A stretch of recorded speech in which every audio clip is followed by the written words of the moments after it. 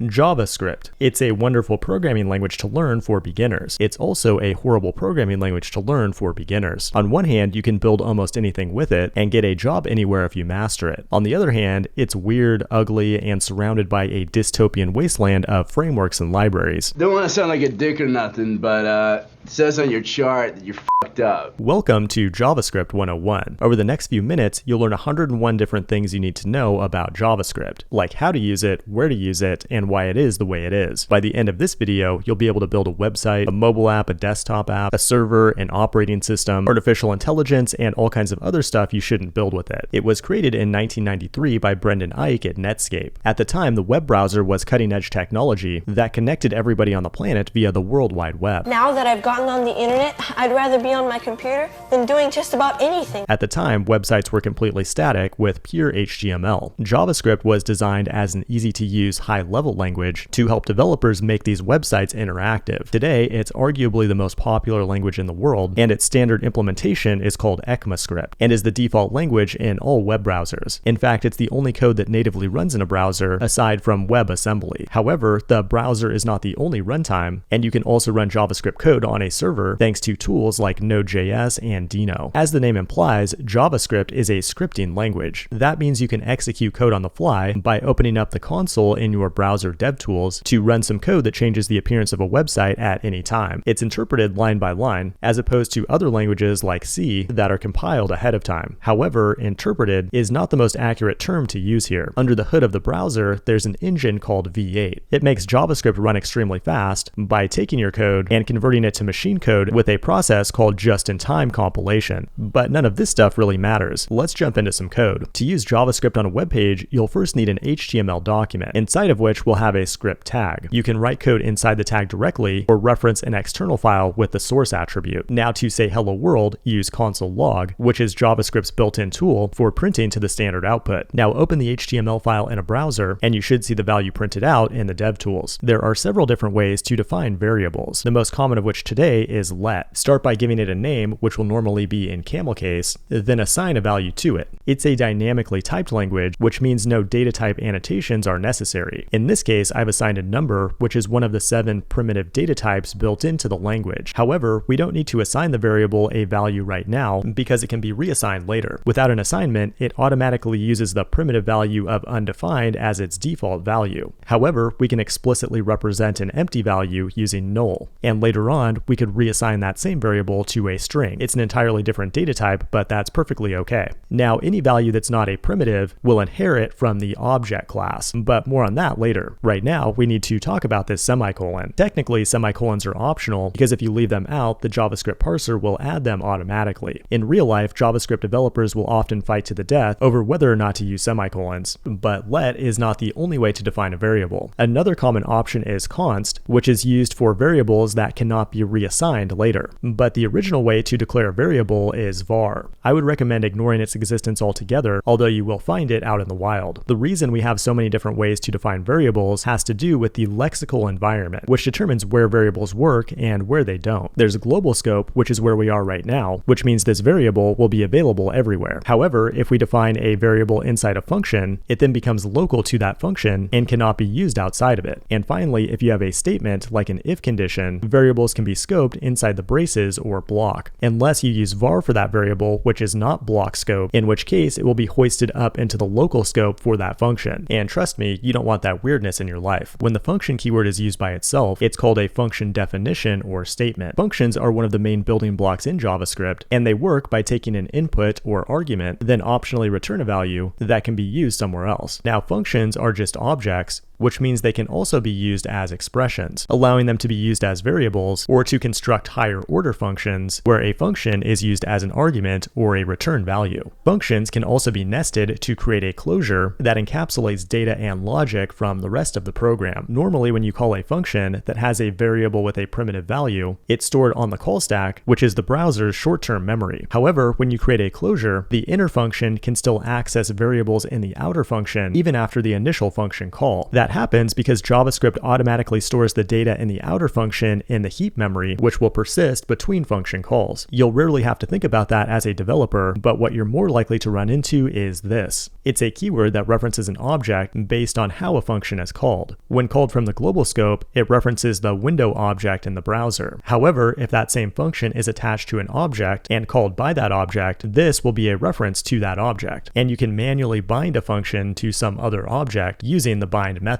This can be rather confusing, but modern JavaScript has another way to define functions using the arrow syntax. Arrow functions don't have their own this value, and they're always anonymous, which makes them ideal for function expressions. Now, one last thing you need to know about functions is that when passing arguments, a primitive like a number is passed by value, which means a copy is created of the original variable. However, if the argument is an object, that means it's stored in the heap and it's passed by reference. That means multiple parts of the code might be mutating the same object. Speaking of which, let's talk about objects. The easiest way to define one is with the object literal syntax using braces, but there's also an object type that can be created with a constructor using the new keyword. An object contains a collection of key value pairs or properties and values. What's interesting is that objects can inherit properties from each other thanks to a mechanism called the prototype chain. Every object has a private property that links to exactly one prototype. This differs from class-based inheritance found in many other languages because we're dealing with real objects that take up memory as opposed to abstract classes in your code. Now, what's confusing is JavaScript supports object-oriented programming with a class keyword. However, classes are just syntactic sugar for prototypal inheritance and objects. A class can define a constructor, which is a function that's called when the object is first created. It can also have properties and optionally create getters and setters to access them. And it more easily encapsulates functions by organizing them as methods on an object instance or making them global to the class name with the static keyword. In addition to objects, JavaScript has a bunch of built-in data structures, like an array for holding a dynamic collection of indexed items, or a set to hold a collection of unique items, or map, which also holds a key value pair like an object, but can be more easily looped over, along with a variety of other features. Now, what you should also know at this point is that JavaScript is garbage collected. That means it will automatically deallocate objects from memory when they're no longer referenced in your code. However, when you have a map, all the properties will always be referenced. If that's not optimal, there's a weak map and weak set that contain properties that can be garbage collected to reduce memory usage. Now that we have a basic idea of what JavaScript looks like, let's talk about one of its most interesting features, which is its non-blocking event loop. Normally, when you write code in a script, it's executed synchronously line by line, which means the next line can't start until the previous line finishes. With an event loop, we can write asynchronous code in JavaScript that runs in a separate thread pool while the rest of the application continues to execute. This is really important because modern websites often have multiple things going on at the same time, but they only have access to a single thread for computing called the main thread. Without asynchronous code, it would be impossible to multitask. An easy way to demonstrate this is with setTimeout, which takes a function as an argument, but won't actually call that function until X number of milliseconds have elapsed. This is called a callback function because it gets enqueued in the event loop only to be called back later when it's ready to execute on the main thread. Callback functions are very common, but when they're overused and become too deeply nested, it leads to a situation called callback hell. Luckily, there are better ways to write async code, like a promise. A promise is a wrapper for a value that's unknown right now, but that will resolve to a value in the future, like maybe a call to a third-party API that resolves to some data. If something goes wrong, the promise can reject to raise an error. Now, the consumer of the promise can use methods like then and catch to handle these two possible outcomes. Or better yet, you can define an async function that will automatically return a promise. Then in the body of the function, we can pause its execution using the await keyword to wait for other promises to resolve. And this results in nice readable code. However, in order to implement error handling, you'll want to wrap this code in a try-catch block. Now, as your code grows in complexity, it won't all fit in a single file. Luckily, we can use modules to share code between files. By default, all the code in a file or module is private to that file. However, if there's some code we want to use elsewhere, like a function, we can make it a default export. This allows us to go into a different file and use an import statement to use the function there as well. It's also possible to export multiple values from a single file and then import them by name in the other file. But often what you'll do in JavaScript land is use code written by an entirely different developer. The largest JavaScript package manager is NPM. When you install a package from NPM, it downloads its code into the node modules folder in your project. It also provides a package JSON file that will list out all the dependencies used in your project. Now let's go into the code and assume we're building a web website. On the web, the code will run in the browser, which is based on the document object model, where the UI is represented as a tree of HTML elements or nodes. The browser provides APIs to interact with these nodes, with the most important object being the document. The document allows us to grab an individual HTML element using a method called querySelector. It takes a CSS selector as an argument and will find the HTML element that has the same class name, ID, or tag name. It returns an instance of the element class, which itself has a variety of properties and methods to get information about it or change its behavior. In addition, we can grab multiple elements at the same time using querySelector all. Most importantly, we can listen to events that happen to it, like when a button is clicked. With addEventListener, we can assign a function that will be called whenever that event takes place. Much of web development revolves around listening to events and updating the UI accordingly. However, one thing that many developers dislike about vanilla JavaScript is that it results in imperative code, where the UI is mutated directly. Many developers now use front-end frameworks that produce declarative code, where the UI is a function of its input data. These libraries encapsulate JavaScript, HTML, and CSS into components, which are then used together to form a component tree to represent the UI. Most importantly, inside a component, data is reactive. It can be bound from the JavaScript directly to the HTML. That means anytime data changes, the UI will be updated automatically. Now, after you build a complete JavaScript app, you'll need to take all of your JavaScript files and combine them into a single bundle that can be used by the browser. To handle this process efficiently, you'll need a tool called a module bundler, like Vite or Webpack. One problem though is that sometimes this JavaScript file can get too big, which affects the page load performance, and this can be measured by the network waterfall in your browser DevTools. Luckily, it's possible to split this JavaScript bundle into multiple files, then use dynamic imports in your code to only import that JavaScript when it becomes needed. Now, JavaScript doesn't just run in the browser, but also on the server. Node.js is the most popular runtime, and you can execute JavaScript code at any time using the node command. This opens the door to frameworks like Electron, which combine Node.js with a browser to create full-stack desktop apps with JavaScript, or iOS and Android apps with React Native. At this point, you've got 99 problems, and JavaScript is every single one of them. If you want to make life easier, use a tool like TypeScript or ESLint that does static analysis to improve your code quality. Congratulations for reaching the end of JavaScript 101. If you want to go beyond this video, I just released a brand new JavaScript course on Fireship.io. This video is the introduction to that course, which is followed by a deeper dive into these concepts. Then we work on some hands-on projects with a bunch of quizzes along the way. Thanks for watching, and I will see you in the next one.